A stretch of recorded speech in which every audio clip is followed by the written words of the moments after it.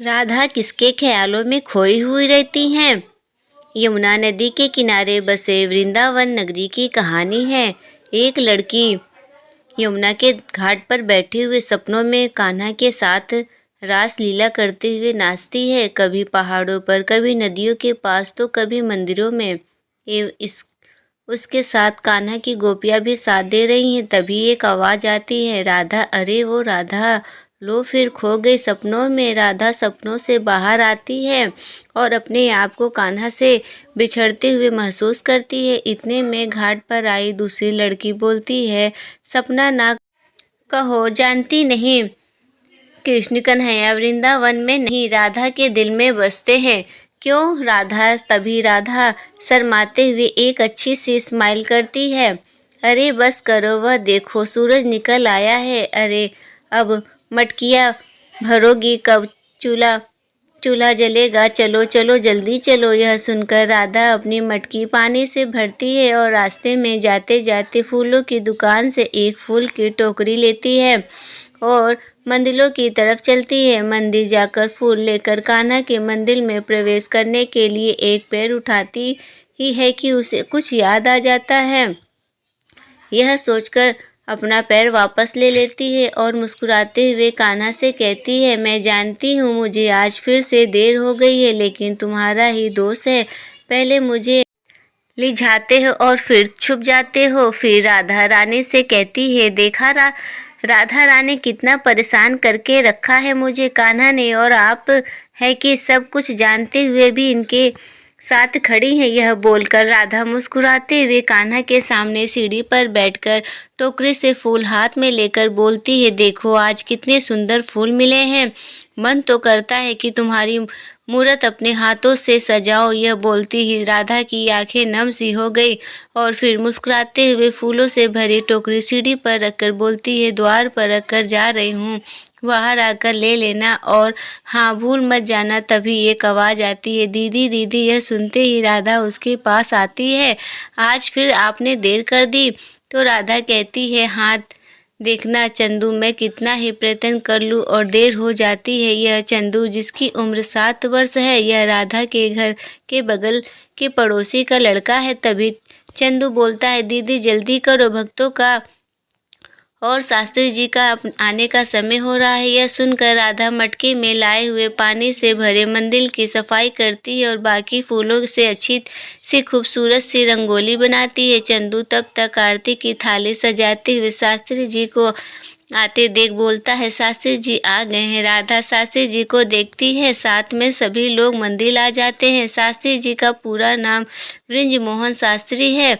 सभी भक्त लोग इन्हें प्यार से शास्त्री जी कहते हैं और राधा शास्त्री जी की ही बेटी है, जो उन्हें 18 साल पहले एक मंदिर की सीढ़ी पर मिली थी।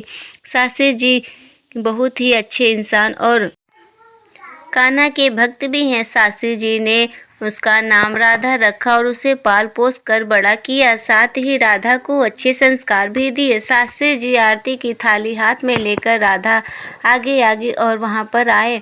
सभी भक्त आरती गाते हैं। आरती संपन्न होने के बाद सभी भक्तगणों ने चढ़ावा और चढ़ावे के साथ जो कुछ पैसे दिए उसे लेकर राधा और शास्त्री जी दोनों घर आ गए। चढ़ावे में मिले बहुत कम पैसे देखकर देवी की जी बोलती हैं, मुझे भक्तों से कोई शिकायत नहीं है, पर इतने में कम पैसे में मंदिर का कार्य और घर का खर्चा कैसे चलेगा जी। देवकी जी बृजमोहन शास्त्री जी की पत्नी है, जिनकी उम्र 30 साल है। यह सुनकर शास्त्री जी कहती हैं, ठाकुर जी के होते हुए हमें सोचने की क्या आवश्यकता है, जब उनकी सेवा में जीवन अर्पण कर ही दिया है तो वही रखवाले हैं। देवकी जी यह सब बोलते हुए शास्त्री जी की देवकी जी के पास आते हैं और हाथ पकड़कर कहते हैं, देखिए आप चिंता छोड़िए, नहीं तो फिर बीमार पड़ लेंगी। अर्धांगिनी है आप, हमारी अंतिम समय तक साथ साथ ठाकुर जी के चरण धोने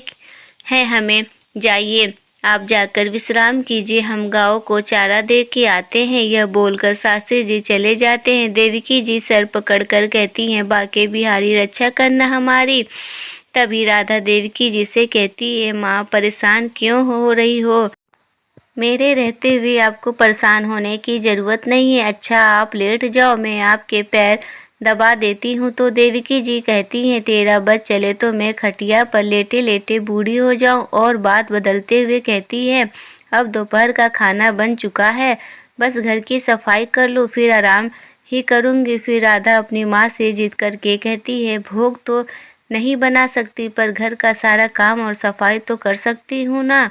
और वैसे भी आप बहुत थक चुकी हो, आप जाकर लेट जाओ, मैं यहाँ की सफाई कर देती हूँ। तो माँ कहती है तू ऐसे नहीं मानेगी, अच्छा कर लेना। यह कहकर देवकी जी आराम करने चली गई और राधा साफ सफाई में लग गई।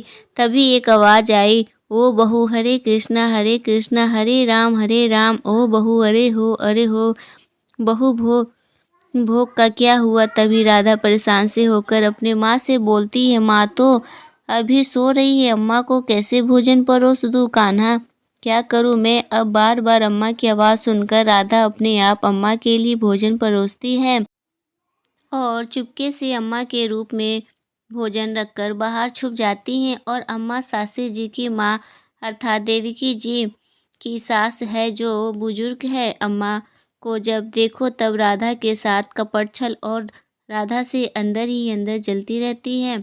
अम्मा की अपने भोजन पर नज़र पड़ते ही खुश हो जाती है। तभी राधा को वहाँ से जाते हुए खिड़की से देख लेती है तो अम्मा बाहर आकर राधा को खूब भला बुरा कहती है, तेरी इतनी हिम्मत कि तूने मेरे भोजन को हाथ लगाया और तू चुपके से अंदर थाली रखकर भाग जा रही है। तभी राधा डर के मारे हाहाकार कहती है वह ना अम्मा। तभी बीच में ही अम्मा कहती है चुप कर मजाली, खबरदार जो तूने मुझसे जवान लड़ाई, एक तो जानबूझकर मेरा भोजन अपवित्र करती है। भगवान के घर अपशगुन का ऐसा पाप लगेगा कि 7 पीढ़ियाँ बर्बाद हो जाएगी। राधा और ज़्यादा डर जाती है, मेरा साथ उठ गया, तेरे ऊपर तो मुझे ही गंगा स्नान को जाना पड़ेगा। राधे कृष्णा कहते हुए कहती है तू अभी तक गई नहीं ना, जा निकल जा, मेरी नज़रों से दूर चली जा, करम चली जा। यह सुनकर शास्त्री जी दौड़े हुए आए और बोले अम्मा अरे क्या हुआ अम्मा।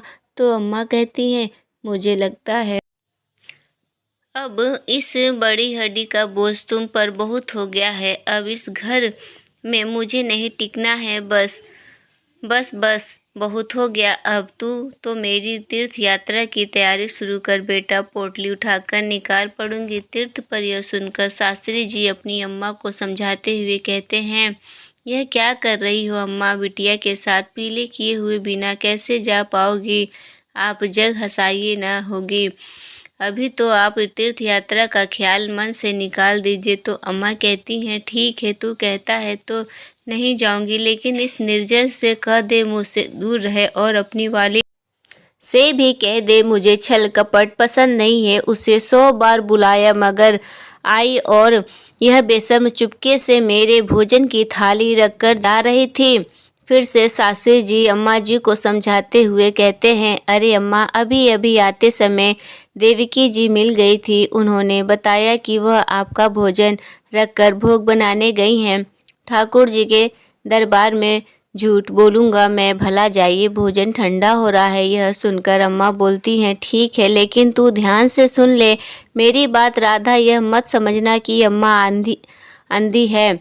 यह बोलकर अम्मा अपने कमरे में चली जाती है। तभी राधा बाबूजी के पास आकर बोलती है मुझे माफ़ कर दीजिए बाबूजी, माँ सो रही थी इसलिए अम्मा को भोजन मुझे देना पड़ा, आपको मेरी वजह से झूठ बोलना पड़ा। तो बाबूजी कहते हैं कोई बात नहीं बेटा, कभी कभी नेक काम के लिए छल करना पड़ता है, तेरे कान्हा ने नहीं बताया तुझे। यह सुन राधा कान्हा को याद करते हुए मुस्कुराती हैं।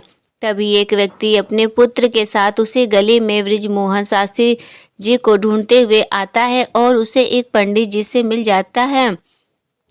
और पंडित जी कहते हैं कौन हो, कहाँ से आए हो। तो वह आदमी बोलता है जजमान, हम लोग वृंदावन में नए आए हैं और यहीं बस गए हैं। तभी उनके पुत्र नाम राव निवेदन से कहते हैं क्या आप ही बृजमोहन शास्त्री जी हैं। पंडित जी कहते हैं बृजमोहन शास्त्री तो हम नहीं हैं, वैसे क्यों, तभी उनका पुत्र बोलता है, हमने हमारे गृह प्रवेश और कीर्तन का आयोजन सोचा है। तो पंडित जी कहते हैं, गृह प्रवेश और कीर्तन तो हम भी करते हैं। तभी वह आदमी बोलता है, हमारे घर के बड़े बुजुर्गों ने हमें सलाह दी है कि हम यह कार्य बृजमोहन शास्त्री जी के द्वारा ही संपन्न कराए। तो पंडित जी मुंह बनाते हुए बोलते हैं, बृजमोहन शास्त्री, उनका घर वहाँ गली में है। बृजमोहन शास्त्री जी तो बृजवासियों पर तो अब पहले से ही जादू कर रखा है, अब बाहर वाले भी आकर उनका गुणगान करने लगे हैं। तब वह आदमी शास्त्री जी के घर जाकर बताते हैं, आज हमने अपने घर पर गृह प्रवेश और कीर्तन का आयोजन रखा है और हम चाहते हैं कि आप उसमें शामिल होकर हमारे घर में 4 चांद लगाएं। यह सुनकर शास्त्री जी हाथ जोड़कर कहते हैं, क्षमा कीजिएगा जजमान, आज शाम को मुझे एक भक्त के यहाँ पाठ का दायित्व निभाना है, अन्यथा आपके यहाँ जरूर आता मैं। तभी उनका लड़का कहता है, शास्त्री जी, जब से हम वृंदावन आए हैं हर किसी से हम यही सुन रहे हैं कि आप और आपके घर के सदस्य जिस घर में पैर रखते हैं उस घर में खुशहाली ही खुशहाली आ जाती है। शास्त्री जी, अगर आप ना आ सके तो कम से कम अपने घर के किसी सदस्य को ही भेज दें, हम आपके बहुत आभारी होंगे। तो शास्त्री जी कहते हैं, ठीक है, हम अपनी पुत्री को आपके यहाँ भेज देंगे। यह सुनकर वह आदमी कहता है, हमें आप पर पूरा विश्वास है कि आपकी पुत्री आपका ही रूप होगी। शास्त्री जी, उनमें से भी आपकी ही तरह संस्कार होंगे। यह कहकर सभी एक दूसरे के हाथ जोड़कर वहां से चले जाते हैं। इस वक्त शास्त्री जी की अपनी बेटी सरिता, जिसकी उम्र 17 साल की है, आकर अपने कमरे में एक अंग्रेजी गाने पर आधे अधूरे कपड़े पहनकर डांस कर रही होती है। गाने की आवाज़ सुनकर उसकी माँ देवकी जी उसके कमरे में आती हैं। उसे बहुत गुस्सा आता है और गाना को बंद कर देती हैं। तो सरिता कहती है, मोम, यह क्या कर रही हो आप? कैट आपसे अपसेट हो जाएगी। तो उसकी माँ गुस्से में कहती है, कैट की बच्ची अकल किसी कबाड़ी वाले को बेचकर खा गई है क्या? तेरे बाबूजी ने मुझे इस अर्धनंग अवस्था में देख लिया ना तो तेरी रोटी पानी बंद कर देंगे। तभी देवकी जी गुस्से में सरिता के बाल खींचते हुए कहती है, पगला गई है क्या तू? तभी राधा भी उस कमरे में आती है। राधा को देख सरिता दिखाते हुए कहती है कि राधा, देखना माँ मुझ पर कितना जुल्म करती है। तो राधा कहती है, माँ छोड़ दीजिए ना। फिर माँ उसे छोड़ देती है। राधा, तू ही इसे समझाना, किसी ने इसे आधे अधूरे कपड़े में देख लिया तो सारी जिंदगी में कमाई इज्जत मिट्टी में मिल जाएगी। मैं बाहर जा रही हूँ बेटा, तू जल्दी से इसके कपड़े बदलवा कर इसे बाहर ले आ, बाबूजी इसे बुला रहे हैं। माँ वहाँ से चली जाती है। तभी सरिता मुंह बनाते हुए गुस्से में कहती है, अब फिर से वही झोला पहन के बहन जी बनना पड़ेगा। तभी शास्त्री जी देवकी जी को आवाज़ देते हुए कहते हैं, सरिता कहाँ है? देवकी जी अंदर से बात छुपाते हुए कहती है, आ रही है जी, मैं अभी जाकर देखती हूँ। तभी राधा सरिता को अच्छे से कपड़े पहनाकर वहाँ से ले आती है, जिसका माँ उसे ढंग से कपड़े पहनते हुए देख खुश हो जाती है। सरिता बाबूजी के पास आकर कहती है, आपने बुलाया बाबूजी? हाँ बेटी, तुम्हें मेरे लिए एक उत्तरदायित्व निभाना होगा। अभी अभी कुछ जजमान आए थे और वह अपने घर की पूजा के बारे में निमंत्रण दे रहे थे। यह सुनकर सरिता और राधा अपने कमरे में आकर राधा जाने के लिए तैयार करती है सरिता को। तो सरिता कहती है कि मैं जानती हूँ मुझे जाना चाहिए, लेकिन गृह प्रवेश और कीर्तन मत भेजो, मैं वहाँ नहीं जा सकती। तो राधा कहती है, लेकिन जाना तो तुम्हें ही पड़ेगा, मेरा वहाँ जाना ठीक नहीं होगा। प्लीज़ राधा, प्लीज़, तुझे आज मेरी हेल्प करनी होगी। राधा, प्लीज़ राधा, आज सच में मुझे बहुत ज़रूरी काम है। पहले मुझे पार्लर जाना है, फिर मुझे पूरक से मिलना है, मैंने उसे प्रॉमिस जो किया है। तो राधा कहती है, पर वहाँ बाबूजी ने खास तुम्हें जाने को कहा है, आखिरकार कोई तो वजह रही होगी ना, और बाबूजी ने तो जवान दे दी है। तो सरिता कहती है, बाबूजी की आदत सी हो गई है, कभी किसी को कुछ जवाब नहीं देते हैं और कहाँ मुझे लगा देते हैं। तू कहाँ जाएगी तो तुझे अच्छा लगेगा, वैसे तो हमेशा पागल बनी रहती है कृष्ण जी के पीछे। यह सुनकर राधा फिर कान्हा में खो जाती है और सरिता की बात मान लेती है और कहती है, अच्छा ठीक है, मैं चली जाऊंगी, लेकिन मुझे वहाँ पहचान लिया तो? अरे कोई तुम्हें वहाँ नहीं पहचानेगा, वैसे भी लोग वृंदावन में नए हैं, ना किसी को मेरी शक्ल थोड़ा ना मालूम है। तुम एक काम करना, चुपचाप भीड़ में जाकर बैठ जाना और कहीं तुम वहाँ कोई ऐसे काम मत करना कि कोई तुम्हें देखे। वहाँ राधा चुपके से उस जजमान के यहाँ जाती है और भीड़ में जाकर बैठ जाती है। वहाँ पर कृष्ण जी की आरती हो रही थी और राधा भी उनमें सुर में गाने लगी और गाते गाते कान्हा को याद करते हुए इतनी आगे निकल गई कि उसे पता ही नहीं चला कि वहाँ पर उसे छुप कर रहना है। राधा की आरती संपन्न होते ही सभी लोग ताली बजाने लगते हैं। तभी राधा को यह एहसास होता है कि उसे तो छुपकर रहना था। सभी लोग राधा को देख लेते हैं और जजमान कहते हैं कि बहुत प्यारा गाती है बेटी, मगर माफ़ करना मैं तुम्हें पहचान नहीं सका। किस घर से आई हो तुम? राधा घबराते हुए कहती है, जी पंडित बृजमोहन शास्त्री जी के घर से। तभी वह जजमान कहते हैं कि अरे तुम पंडित बृजमोहन शास्त्री जी की बेटी हो। सावित्री, हमें तो पहले ही पहचान लेना चाहिए था। इसकी आवाज़ में जो मिठास है, जो भक्ति है और जो रस, और पंडित जी के घर में ही पालने और बढ़ाने का नतीजा है। बिल्कुल ठीक कहा आपने पिताजी। पिताजी, सारे अतिथि प्रतीक्षा कर रहे हैं कि चलिए तुरंत प्रसाद बांट दीजिए। हाँ हाँ चलो, लेकिन जब पंडित जी बृजमोहन शास्त्री जी की बेटी हमारे घर में है तो मैं भगवान का प्रसाद इससे ही बंटवा दूंगा। यह सुनकर राधा घबराते हुए जी हाँ नहीं कहती है कि तभी बीच में बात को काटते हुए जजमान कहते हैं, शर्माओ नहीं बेटी, यहाँ पर सब अपने ही लोग हैं। सभी लोग राधा से जिद करते हुए हाथ पकड़कर प्रसाद की थाली के पास ले आते हैं और प्रसाद की थाली हाथ में पकड़वाते हुए, यह लो, जैसे पिताजी ने कहा है आप ही प्रसाद बांटोगी। राधा प्रसाद की थाली लेने से घबराती है, कभी हाथ आगे करते हुए कभी पीछे कर लेती है तो कभी हाथ बढ़ाते ही नहीं। तभी जजमान कहते हैं कि अरे बेटा, इतना सोच क्यों रही हो? अगर तुम प्रसाद बांटोगी तो हमें बहुत प्रशंसा होगी। यह सुनकर राधा घबराते हुए अपना हाथ आगे बढ़ाती है कि तभी पीछे से एक पंडित जी आवाज़ देते हैं, ठहरिए। सभी लोग यह आवाज़ सुन सभी चौंक जाते हैं और पीछे देखते हैं तो वहाँ पर वही पंडित जी रहते हैं जो जजमान को रास्ते में मिले थे।